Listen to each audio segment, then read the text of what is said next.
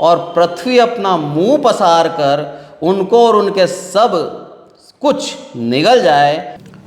Praise the Lord. आशा करता हूँ मेरी आवाज़ आ रही होगी। आज का वचन हम देखेंगे गिनती में से, गिनती और उसका 16वां अध्याय। और ये वचन मेरे को करने की इच्छा जागी, लास्ट जो मैसेज हमने सुना था कौरव वंशियों की प्रार्थना, कि वो आत्मिक रूप से मरे हुए थे। आज हम देखेंगे कारण क्या था, क्यों ये मर गए, क्यों कौरववंशियों को ये प्रार्थना करनी पड़ी, क्या कारण था परमेश्वर इनसे रूठ गया था, क्या कारण था परमेश्वर इनको त्याग दिया था। इसी का पूरा इतिहास आज हम देखेंगे। कौरववंशियों के विषय में लिखा है यहाँ पर। पहली आयत यदि मैं पढ़ूँ आप लोगों के लिए, तो गिनती और उसका 16 और उसका पहली आयत लिखा है, कोरह जो लेवी का परपोता, काहत का पोता और यिसहार का पोता था, वह एलियाब के पुत्र दातान और अबीराम और पेलेत के पुत्र ओन, इन तीनों रूबेनियों से मिलकर मंडली में 250 प्रधान जो सभासद और नामी थे उनको संग लिया। ये घटना बहुत ही गंभीर है और परमेश्वर का वचन आज जो हमें सिखाता है वो ये है कि हम अपने से बड़े पद की चेष्टा ना करें। जो प्रभु ने हमें दिया है उसमें संतुष्ट होना हमें आना चाहिए, क्योंकि प्रभु यीशु मसीह पौलुस के द्वारा जो कहता है पहला कुरिन्थियों उसके 12वें अध्याय के अंदर कि हम सब मसीह में हम एक देह हैं, सबके अलग अलग काम हैं। यहाँ पर हम उन्हीं कामों के आधार पर इस वचन को देखेंगे। अगर बाइबल में कोरह के विषय में बात करूं तो 4 व्यक्ति आते हैं बाइबल के अंदर जो कोरह नाम से संबोधित हैं, यानी कि 4 व्यक्ति हैं जिनका नाम कोरह है। पहला एसाव का पुत्र, जो कि उत्पत्ति और उसका 36 और उसके 5वें अध्याय के अंदर लिखा है। यदि हम जल्दी से पढ़ें तो मैं चारों कोरह के विषय में बताऊँ आपको। उत्पत्ति 36 उसका 5, और अहोलिबामा से यीशु, यालाम और कोरह उत्पन्न हुआ। यह अहोलिबामा एसाव की पत्नी है। ठीक, उसके बाद दूसरे कोरह के विषय में बात करूं तो ये एसाव का ही वंशज है, जो कि एलीपज है, उसका अधिपति, उसके वंश में कोरह अधिपति, ये दूसरा कोरह है। ठीक, तीसरा कोरह के विषय में बात करूं मैं तो तीसरा है पहला इतिहास, निकालें आप, और उसका 2 अध्याय और 43, इसके अंदर लिखा है हेब्रोन का पुत्र कोरह और तपन्हू, रेकेम और शेमा। तो ये तीसरा कोरह है जो कि हेब्रोन का पुत्र, कालेब के वंश में आया ये। तो 2 कोरह तो कौन है, जो एसाव के वंश के हैं, जिनको परमेश्वर ने यदि मैं कहूँ तो पूर्ण रूप से एसाव को ख़त्म कर दिया था, एदोम जाति को ख़त्म कर दिया था। यदि ओबोद्या में हम पढ़ें तो उसका 17 में लिखा है, परंतु उस समय सियोन के पुत्र पर बचे हुए लोग रहेंगे और वह पवित्र स्थान ठहरेगा। याकूब का घराना अपने निज भाग का अधिकारी होगा। तब याकूब का घराना आग और यूसुफ का घराना लौ और एसाव का घराना खूंटी बनेगा, और वे उनसे आग लगाकर उनको भस्म करेंगे, और एसाव का घराना कोई ना बचेगा, क्योंकि यहोवा ही ने ऐसा कहा है। यानी कि 2 कोरह तो खत्म हो गए जो कि एसाव के वंश के थे। मेरे परमेश्वर के वचन के आधार पर मैं कहता हूं कि वो दोनों कोरह खत्म हो गए। अब आज जो हम बात करेंगे वो चौथा कोरह जो लेवी घराने का है, उसके विषय में बात करेंगे। और ये लेवी घराने का ही कोरह वंशी हैं जिन्होंने दाऊद के समय में गाने लिखे, और वही गाने भजन संहिता के अंदर हम सुनते हैं। और ये लगभग 10 गाने हैं। यदि मैं किताबें बताऊं आपको तो भजन संहिता 42, 44 से लेके 39, और उसके बाद 84, 87, 85 और 88, ये सारा कौरव वंशियों ने लिखा। अब यहाँ पर क्यों इनको पूर्ण रूप से खत्म कर दिया गया था, ये कौरव वंशियों के ऊपर दंड क्यों पड़ा, आज हम देखते हैं। गिनती और उसका 16वां अध्याय। यहाँ पर जो कोरह है ये चौथा कोरह है जो कि लेवी घराने का है।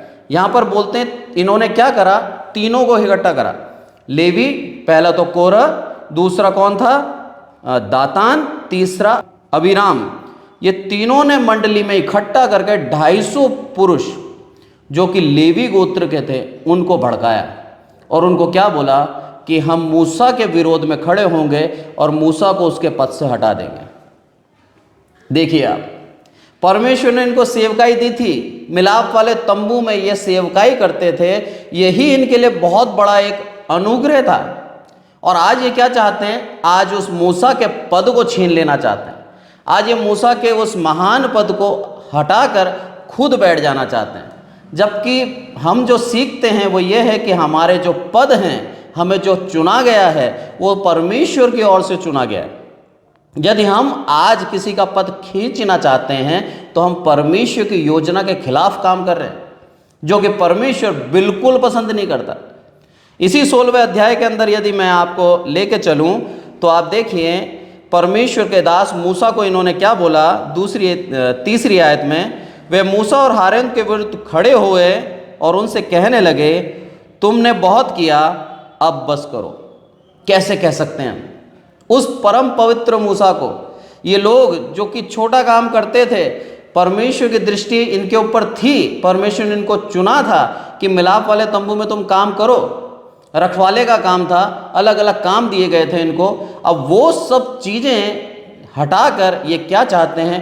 मूसा की गद्दी के ऊपर बैठ जाना, जबकि मूसा परम पवित्र है, इतना पवित्र कि परमेश्वर ने खुद ने उसको दर्शन दिया। 40 दिन 40 रात परमेश्वर के साथ बातें करी, निराहार रहा, भूख नहीं लगी उसको और 1% भी उसको प्यास भी नहीं लगी, क्योंकि जीवन का सोता परमेश्वर उसके सामने था।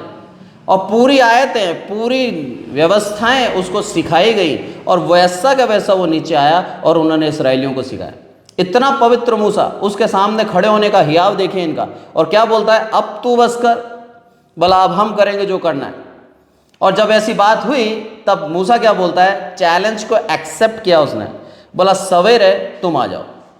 चौथी आयत बोलता है, यह सुनकर मूसा ने अपने मुंह का बर गिला, फिर उसने कोरह और उसकी सारी मंडली से कहा, सवेरे यहोवा दिखला देगा कि उसका कौन है और पवित्र कौन है, और उसको अपने समीप बुला लेगा, जिसको वह आप चुन लेगा उसी को अपने समीप बुला भी लेगा। सबसे बड़ी बात, हमें जब ऐसी अवस्था हमारे जीवन में आए, कोई हमें चैलेंज करे कि तेरे से योग्य मैं हूँ, तेरी सेवकाई किसी काम की नहीं है, बोला मैं तुझसे अच्छा योग्य हूँ और मैं तेरी सेवकाई मैं लेना चाहता हूँ, तब हमें यही करना है कि परमेश्वर इसका चुनाव करे। जैसा मूसा ने बोला, मुंह के बिल गिराए वो और गिरकर प्रार्थना करी, बोला सुबह आ जाओ। और सुबह क्या देखेंगे हम? तुझे चुना है प्रभु ने या मुझे चुना है, हम देख लेते हैं। सबसे बड़ी बात। और जैसे ही उसने चैलेंज को एक्सेप्ट करा, वो सब के सब जो अपने आप को पवित्र मानते थे वो आ गए और सब ने सोचा कि हम जवान हैं, हम योग्य हैं, हम सारा काम जानते हैं, हम ये कर सकते हैं। जब हमारे जीवन के अंदर ये अहम आ जाता है कि मैं कुछ हूँ, उसी समय शैतान हमारे जीवन में कार्य कर देता है। हम मसीह हैं, हम सब के सब परमेश्वर ने हमें चुना है, परमेश्वर की दया से हम अभिषिक्त हैं, इसीलिए परमेश्वर का धन्यवाद दें। बस हम अपनी योग्यता साबित नहीं कर सकते, हम ये नहीं कह सकते कि हम योग्य थे इसीलिए प्रभु ने चुना, नहीं, प्रभु की दया हुई इसीलिए हम योग्य बने। ये है सच्चाई कि प्रभु की दया हो गई हम पर और हमें योग्य बना दिया। मूसा के जीवन से यदि हम देखें तो पूरे 80 साल उसने ऐसे ही निकाल दिए, अपना जीवन अपनी इच्छा से जिया 40 साल तक, फिर वहाँ से भागा। उसके बाद 40 साल पूर्ण रूप से वैवाहिक जीवन जिया उसने, उसके बच्चे भी बड़े हो गए होंगे। 80 साल तक उसने कोई काम नहीं करा परमेश्वर का और परमेश्वर ने उसको छुआ भी नहीं, बोला भी नहीं। 80 साल के बाद उसको चुना, बोला अब मैं तुझे काम दूंगा यात्रा का। कैसी बात है ना, 80 साल का वृद्ध व्यक्ति जो चलने में मुश्किल है, ऐसा व्यक्ति को यात्रा का काम दिया। और उसने क्या बोला? पहले बहाने बनाए, पर जब परमेश्वर का क्रोध हुआ वो चला गया और उसने यात्रा का काम करा। ऐसे व्यक्ति के सामने ये दोष लगा रहे हैं कि तू हट जा, अब मैं बैठूंगा तेरी गद्दी पर। परमेश्वर कैसे छोड़ेगा इन लोगों को? परमेश्वर ने चुना है, उस परमेश्वर के चुने हुए के ऊपर ब्लेम लगा रहे हैं, मुंह खोल रहे हैं। परमेश्वर चुप नहीं रहेगा, ये परमेश्वर का न्याय है। परमेश्वर बहुत ही प्रेम करता है हम लोगों से, उसने चुना है हमें, हम उसका निरंतर धन्यवाद दें, यही चाहता है प्रभु। जब आगे पढ़ते हैं इसी के अंदर तो क्या बोलता है 9वीं आयत, क्या यह तुम्हें छोटी बात जान पड़ती है कि इस्राएल के परमेश्वर ने तुमको इस्राएल की मंडली से अलग करके अपने निवास की सेवा करने और मंडली के सामने खड़े होकर उसकी भी सेवा टहल करने के लिए अपने समीप बुला लिया है। साफ बोल रहा है, बोला तुम्हें छोटी बात लगती है क्या ये? बोला परमेश्वर ने तुम्हें सारी मंडली में से चुना है और तुम्हें यह काम दिया है कि तुम सेवा टहल करो। जो काम प्रभु ने हमें दिया है उसी में हमें वफादार रहना है, उसी में हमें विश्वास योग्य रहना है, हम किसी दूसरे का हक ना मारें। ये चीज़ सिखाती है ये आयत हमें। बोलता है ये बहुत बड़ी बात है, इसको गंभीरता से लो। प्रभु ने तुम्हें चुना है कि तुम क्या करो, उसकी सेवा टहल करो, और सारी इस्राएली मंडली में से तुम्हें चुना है। ये लेवी गोत्र के थे 250 लोग, कम नहीं है। 250 लोगों को भड़का दिया, और ये भी प्रधानों के प्रधान थे। ऐसे 250 लोग जिनका नाम चल रहा था पूरे इस्राएलियों के अंदर, जानते थे लोग बाग, भड़काने में आ सकते हैं, इनके कहने पर लोग भड़कावे में आ सकते हैं। ऐसे लोगों को इकट्ठा करके इसने पूरी योजना बनाई कि अब क्या करेंगे, मूसा और हारून को हटाकर हम उसकी गद्दी पे बैठ जाएंगे। जबकि ये भूल गए थे इससे पहले ही, कुछ समय पहले मूसा के विरुद्ध इसकी बहन मरियम हुई थी। तब परमेश्वर ने क्या न्याय किया था? यदि हम देखें 12वें अध्याय के अंदर गिनती के ही, तो 10वीं आयत पढ़ता हूँ मैं। तब वह बादल तंबू के ऊपर से उड़ गया और मरियम कोढ़ से हीम के समान श्वेत हो गई।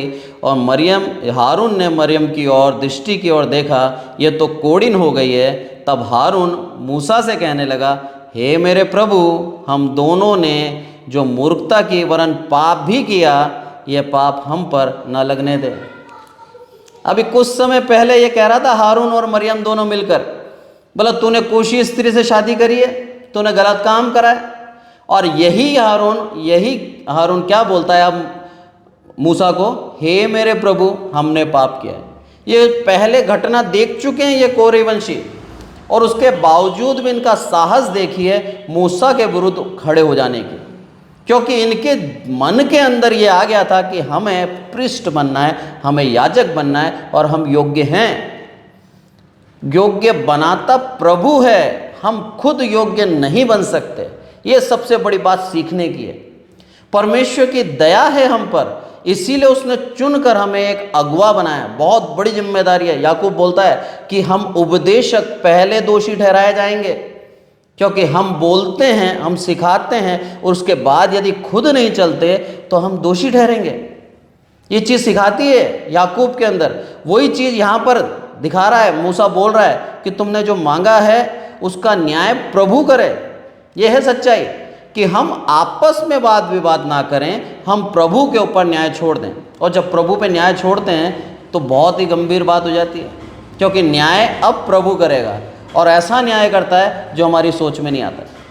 जब आगे पढ़ते हैं हम इसी 16वीं आयत में, तो क्या बोलता है वो कि 14वीं आयत बोलता है, फिर तूने हमें ऐसे देश में जहाँ दूध और मधु की धारा बहती है नहीं पहुँचाया, और ना हमें खेतों और दाख की बारियों के अधिकारी किया। क्या तू इन लोगों की आंखों में धूल डालेगा?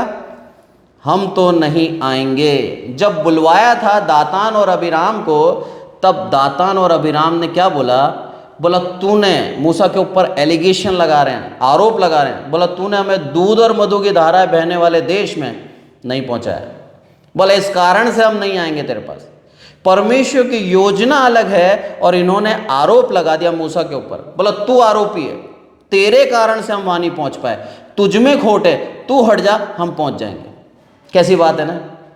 किनके अपराधों के कारण, किनके बुड़बुड़ाने के कारण ये नहीं पहुंच पा रहे थे? इस्राएली मंडली के। और लगाया किसके ऊपर आरोप? अगुवे के ऊपर। यह है आज सच्चाई आज की।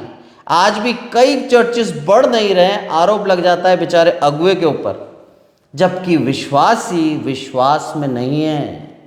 बहुत से चर्चेस हैं, मैं नाम नहीं लेना चाहूँगा, पर आप जानते हैं, आप लोग भी, कि जब उनका अधिकारी यानी कि जो लीडर्स चुने जाते हैं, उस चर्च के अंदर लड़ाइयाँ हो जाती हैं कि हमें चुनो साहब, हम हैं इस पद के योग्य। आज भी वो काम चल रहा है जो उस समय था, मूसा के समय में, ये तो दया है कि हम इमैनुअल चर्च में हैं, यहाँ पर अच्छी सीख दी गई है और हमें सिखाया गया है कि एक दूसरे की सेवा करें जैसे प्रभु यीशु मसीह ने करा है। इसलिए हमें आज दुख नहीं होता, किसी को भी बढ़ा दो ऊपर। प्रभु ने जो सेवकाई दी है उसी सेवकाई में मैं ईमानदार हूँ, ये प्रार्थना है हमारी, क्योंकि हमारा अगुआ भी ऐसे ही था। डॉक्टर एम ए थॉमस ने कभी भी अपनी खुद की महिमा नहीं चाही, जितना मैं जानता हूँ। छोटे से छोटा काम भी उन्होंने खुद कराया। क्यों कराया? क्योंकि वो जानते थे प्रभु ने मुझे चुना है हर काम के लिए। यह है सबसे बड़ी बात। हम एक पोजीशन पे आने के बाद अगर थोड़ा सा भी अहम रख लेते हैं, मेरा प्रभु उस पोजीशन से गिरा देगा। ये बहुत समझने वाली बात है। कौरव वंशियों को एक पोजीशन मिली थी सेवा टहल करने की। मंदिर के अंदर आया जाया करते थे, टैबरनेकल उस समय मिलाप वाला तंबू था, तंबू के अंदर आया जाया करते थे। इनको क्या लगा, हम पवित्र हैं, हमें हानि नहीं होती, हम उस मिलाप वाले तंबू में आया जाया करते हैं, इसलिए अब हम योग्य हैं प्रीस्ट बनने के, हम योग्य हैं याजक बनने के। इस कारण से वो लोग अपनी दावेदारी पेश कर रहे हैं, जबकि परमेश्वर ने चुना था मूसा को। जब ये सारी बातें हुई तब आगे क्या बोलता है मूसा, बोला सवेरे तुम क्या करना, अपनी धूप दान लेके आना और प्रभु ही न्याय करेगा। जब हम पढ़ते हैं 19वीं आयत, उसके अंदर लिखा है, और कोरह ने सारी मंडली को उनके विरुद्ध मिलाप वाले तंबू के द्वार पर इकट्ठा किया। तब यहोवा का तेज सारी मंडली को दिखाई दिया। यहोवा की प्रेजेंस दोनों ग्रुप के बीच में आ गई। एक तरफ मूसा और हारून है और एक तरफ सारी मंडली और ये कोरह और उसके साथी हैं। अब ये बीच में आ गई। तब क्या बोलता है, तब यहोवा ने मूसा और हारून से कहा, उस मंडली के बीच में से अलग हो जाओ और मैं पल भर में भस्म कर डालूं। प्रभु का क्रोध देखिए आप, बोला पल भर में खत्म कर दूंगा मैं, पल भर में। बोला इसलिए वहां से हट जाओ क्योंकि मैं तुम्हारे साथ हूं। और मूसा जानता था परमेश्वर उसके साथ है, पर परमेश्वर के दास के विरुद्ध कोरह को बोलते हुए भी एक बार भी डर नहीं लगा। यह है सच्चाई कि जब हम अधर्मी हो जाते हैं, जब हम स्वार्थी हो जाते हैं, जब हम अभिमानी हो जाते हैं, तब हम किसी के भी विरुद्ध कुछ भी बोल सकते हैं। तब हमें डर नहीं लगेगा, तब हमें सिर्फ स्वार्थ दिख रहा है कि मुझे मेरा चीज़ मिलनी चाहिए, मैं डिजर्व करता हूँ, मैं योग्य हूँ और मुझे मिलना चाहिए। इस कारण से हम सब कुछ करने को तैयार हो जाते हैं। पर क्या बोलता है यहाँ पर, जब ऐसी बात हुई तो परमेश्वर ने पहले ही बोला उनके बीच में से अलग हो जाओ कि मैं पल भर में उसको भस्म कर दूँ। पर मूसा ने यहाँ पर जो बोला वो बहुत ही अनोखा है। यहाँ पर क्या बोलता है मूसा कि 30वीं आयत में, परंतु यदि यहोवा अपनी अनोखी शक्ति प्रकट करे और पृथ्वी अपना मुंह पसार कर उनको और उनके सब कुछ निगल जाए और वे जीते जी अधोलोक में जा पड़ें, तो तुम समझ लो कि इन मनुष्यों ने यहोवा का अपमान किया है। क्या बड़ी बात बोली मूसा ने। बोला अनोखी बात होनी चाहिए। अब ऐसा नहीं कि जैसे सबको मार दिया वैसे ये भी मर जाएं। अब तो नया होगा। और नया क्या बोला उसने, बोला पृथ्वी अपना मुंह खोल दे। सोचिए क्या भयानक दृश्य होगा। सब खड़े हैं, सब ये सोच रहे हैं कि ये सच्चे हैं या ये सच्चे हैं, न्याय देखने खड़े हैं। और उससे पहले परमेश्वर ने क्या बोला सबको दूर कर दे, बस कोरह और उसकी मंडली के लोग, उसके परिवार वाले उसके समान ही उनके पास रहे। और ये तीनों वही थे, बाकी सब दूर हो गए, सब भय से दूर हो गए। परमेश्वर का तेज दिख रहा है, परमेश्वर का क्रोध है ये। और उस क्रोध में आके मूसा क्या बोलता है कि हे प्रभु, यदि तू मेरे साथ है, अनोखी शक्ति प्रकट कर, एक ऐसा काम कर जो आज तक इस मंडली ने नहीं देखा। और वही काम परमेश्वर ने करा उस दास की बात सुनकर। उस पृथ्वी को कह दिया और वो पृथ्वी खुल गई, मुंह खुल गया उसका, और सारे के सारे जीव थे अधोलोक में उतर गए। क्या भयानक दृश्य सोचिए। छोटा सा भूकंप आता है, हेडलाइन में न्यूज में महीनों तक चलता है, इतने लोग मर गए। ये तो भूकंप का भी बाप था। पृथ्वी खुल गई, दरार पड़ गई और अंदर घुस गए। सारे के सारे भयभीत हो गए, घबरा गए, भाग गए। अब प्रभु ने इन तीनों को जो मारा, अब वो 250 जो इनके साथ खड़े थे उनके ऊपर भी आग गिराई। ये है प्रभु का न्याय। एक दास के क्रोध में आके श्राप दे देना बहुत भयानक होता है। इसलिए हम सोच समझ कर अपने मुख से वचन निकालें। प्रभु की आत्मा हमें दी गई है, हम अभिषिक्त हैं, हम किसी को श्राप ना दें। इसलिए प्रभु यीशु मसीह बोलता है हमेशा बोलो कल्याण हो, कभी किसी को श्राप मत देना, क्योंकि श्राप दिया तो 100% मैं मानूंगा वो श्राप पूरा होगा। क्योंकि यहाँ पर एक उदाहरण नहीं, 3 उदाहरण बताऊंगा। पहला उदाहरण मूसा का, जैसे उसने बोला पृथ्वी खुल गई और वो तीनों के दोनों भस्म हो गए, अंदर घुस गए। दूसरा एलिया का और तीसरा एलीशा का, आप जानते हैं एलिया ने भी बोला था जब वो पहाड़ की चोटी पे था और 51 लोग, 50 तो सिपाही और एक उनका जो मेन अधिकारी वो आया और क्या बोलता है, हे प्रभु के दास, नीचे उतरा। व्यंग करा उसने, उसका मजाक बनाया। जैसे ही मजाक बनाया प्रभु का दास एलिया क्या बोलता है, अगर मैं प्रभु का दास हूं तो आकाश से बिजली गिरे और तू मर जाए, आग गिरे और तू मर जाए। और मर गया वो, उसी समय भस्म हो गया। लिखा है दूसरा राजा उसके 1:14 के अंदर। और उसी के बाद दोबारा आए, दूसरी बार भी एलिया ने बोला और वो भस्म हो गए। 2 बार परमेश्वर ने उसकी शक्ति दिखाई, एलिया के साथ था। इसी के साथ अगर मैं एलीशा की बात करूं, जब एलीशा पावर में आया, एलिया की आत्मा उसमें आ गई थी। नदी पार करके जब वो जाने लगा तो 4 बच्चे उसके पीछे पड़ गए और उसको चिढ़ाने लगे, हे चंदुए चढ़ जा, हे चंदुए चढ़ा। क्या बोला एलीशा ने कि प्रभु जैसे श्राप दिया उन बच्चों को, 2 रीछियाँ निकली और 42 बच्चे फाड़ गए। 42 सोचो आप, एक वचन हमारा कितना पावरफुल है, कितना सोच समझकर हमें मुंह खोलना है, कितना सोच समझकर हमें बोलना है। क्योंकि हमारे वचन से किसी का विनाश भी हो सकता है, हमारे वचन से कोई आशीषित भी हो सकता है, हमारे वचन से जमे इंसान के जीवन बच भी सकता है और वो नाश भी हो सकता है। हमें बहुत बड़ा दायित्व दे रखा है, सभा का नेतृत्व करने का, अगुवे का एक टाइटल मिला है और परमेश्वर की दया है कि परमेश्वर की दया से हम सही चल रहे हैं। तीनों उदाहरण में देखते हैं, खत्म हो गए। श्राप का कारण देखिए आप, एक बार बोला और खत्म हो गया। इसी चीज को यदि हम यहूदा में देखें तो यहूदा के अंदर आप देखें, यहूदा और झूठे अगुओं के विषय में लिखा है यहाँ पर, उसमें कोरह का दिया है उदाहरण। क्या लिखा है, उन पर हाय क्योंकि वे केन की सी चाल चले। सबसे पहले क्या है, कौन सी चाल चल रहे हैं वो, केन की सी। केन की चाल कैसी थी, बिना इच्छा के परमेश्वर को दान देने की। बोले मेरे को चाहते नहीं है, ये नाम के लिए मेरे पीछे हैं। ऐसे अगुवे जो सिर्फ नाम के लिए पीछे हैं, मेरा प्रभु उनको नहीं चाहता। क्या बोलता है कि वो है और केन की सी चाल चले और मजदूरी के लिए बिलाम के समान भ्रष्ट हो गए। भला आज कई हैं, कई जो मजदूरी के लिए कि अच्छा प्रतिफल मिल जाए, जो बोलोगे वो बोल दूंगा। ये मेरे पिता का एक उदाहरण बताता हूँ मैं आपको। मेरे पिता जब सेवकाई में स्टार्ट कर रहे थे और उस समय करीबन आप देखो जवानी की बात बता रहा हूँ, 50 या 100 घर विजिटिंग करते थे वो। 100 घरों घर में जाना और सुसमाचार सुनाना। एक व्यक्ति जो आया, पता नहीं कौन से ग्रुप का था, वो व्यक्ति मिला और बोलता आपको कुछ नहीं करना, आपको सिर्फ फ़ोटोएँ खींचनी है और आपकी हर महीने की तनख्वाह चालू हो जाएगी। मैं बता रहा हूँ उस समय की बात, जब ये समझ लो आप 1990 की या 95 की। और उस समय पापा बताते हैं, बोला 10,000 रुपये तनख्वाह देने को तैयार था और एक गाड़ी देने को तैयार था। बोला गाड़ी लेके चलना है आपको, ड्राइवर देंगे आपको, बस सारे घरों के अंदर फ़ोटोएँ खींचेंगी, सारे घरों के अंदर आप जो जा रहे हैं वो करोगे और जो हम बोलेंगे वो बोलना है, वचन नहीं बोलना, हम सिखाएंगे वो बोलना है। मेरे पिता आर्थिक रूप से गरीब गुजारा करते थे, टेलरिंग करके घर के अंदर ही काम करते थे क्योंकि दुकान जा चुकी थी। खाने की भी हमें समस्या थी कि सुबह बन गया तो शाम का पता नहीं बनेगा नहीं बनेगा। शैतान कैसे परखता है देखिए आप।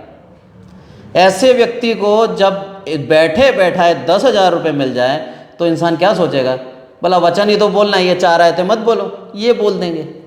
एक मनुष्य के दिल में आ सकता है। मेरे प्रभु की दया देखिए मेरे पिता के ऊपर, मेरे पिता ने ना कर दिया। बोला जो सच्चा वचन है वही बोलूँगा, तू दे या ना दे। ये मेरे पिता की गवाही है जो प्रभु ने उसके ऊपर दया करे और 50 साल, पूरे 50 साल प्रभु की सेवा वो कर पाए। प्रभु की दया है ये। मेरे पिता में खूबी नहीं थी, मेरे प्रभु में खूबी है कि 50 साल तक वो हाथ पकड़ के लेके चला। ये है सच्चाई। जब प्रभु चुनता है तो मृत्यु के दिन तक हाथ पकड़ के चलता है, छोड़ता नहीं है। देख लिया आप पुराने समय के अंदर यो पौलुस का जो सहकर्मी था देमास, सांसारिक हो गया, भाग गया छोड़कर। क्यों? हो सकता है कुछ ना कुछ उसको प्रलोभन मिला हो। इधर बिलाम का दृश्य दिया है, बिलाम ने भी क्या करा? वो काम करा जो परमेश्वर की दृष्टि में बुरा था। परमेश्वर ने मना करा था मत जा, देखेगा भटकेगा। जब हम सोना देखते हैं, जब हम रुपया देखते हैं, जब हम धन संपत्ति देखते हैं, हम भटक सकते हैं। प्रभु का वचन कह रहा है हम भटक सकते हैं और भटक जाते भी हैं। बिलाम भटक गया, उसने करा क्या? वो सुझाव दे दिया जिससे परमेश्वर नाराज हुआ इसराइलियों पर और इसराइलियों को मारना पड़ा। उसने श्राप नहीं दिया, उसको मालूम था श्राप दूंगा तो अभी मार देगा प्रभु मुझे। उसको मालूम था हमारे वचन की कीमत क्या है, ऐसे ही नहीं बोलना है हमें, उसको मालूम था। इसलिए उसने सुझाव दिया तू ऐसा कर, तेरी बेटियां उनको दे और उनकी बेटियां खुद ले, विवाह कर लो, जाति को भ्रष्ट कर दो, प्रभु अपने आप खत्म कर देगा। ऐसा भी नहीं करना है हमें, यहाँ पर लिखा है। और तीसरा, झूठे अगुवे के विषय में लिखा है कि वह कोरह के समान थे जो विरोध करके नष्ट हुए। ये कोरहवंशी विरोध होकर नष्ट हो गए। क्यों? क्योंकि परमेश्वर के सामने अपने आप को ये धर्मी मानते थे। अरे धर्मी ठहराता प्रभु है, वचन कहता है। हम खुद धर्मी नहीं ठहर सकते, मेरा प्रभु हमें धर्मी ठहराता है। इसीलिए जो सेवा दिए उसमें ईमानदारी से लगे रहें। आगे जब हम पढ़ते हैं तो इन कौरववंशियों का जब वापस आना है, अगर हम देखें, थोड़ा सा मैं जल्दी चल रहा हूँ कि इतिहास देखें और उसका 6:34 यहाँ पर अगर मैं पढ़ूँ तो लिखा है यहाँ पर, अर्थात कहातियों में से हेमान गवैया जो योएल का पुत्र था। ये कौन है? ये कोरह के वंश के हैं। कोरह के मरने के बाद 7 पीढ़ी बीतने के बाद परमेश्वर ने इनको चुना दोबारा।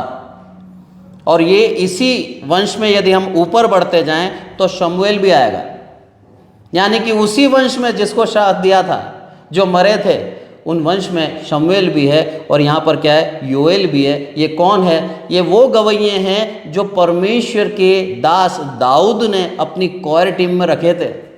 इन कारण से इनके गाने भजन संहिता के अंदर है। परमेश्वर की दया भी हुई।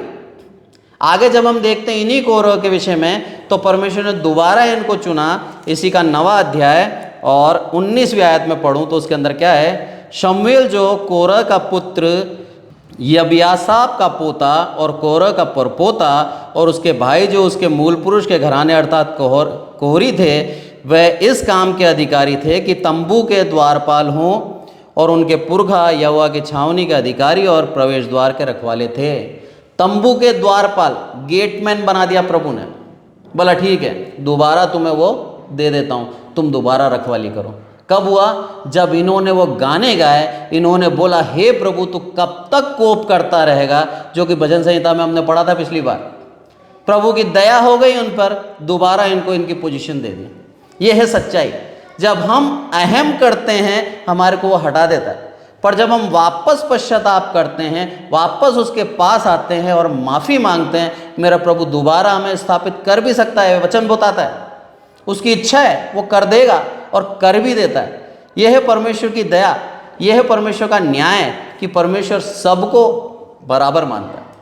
प्रभु ने हमें सबको बनाया और सबको एक निश्चित काम के लिए रखा है।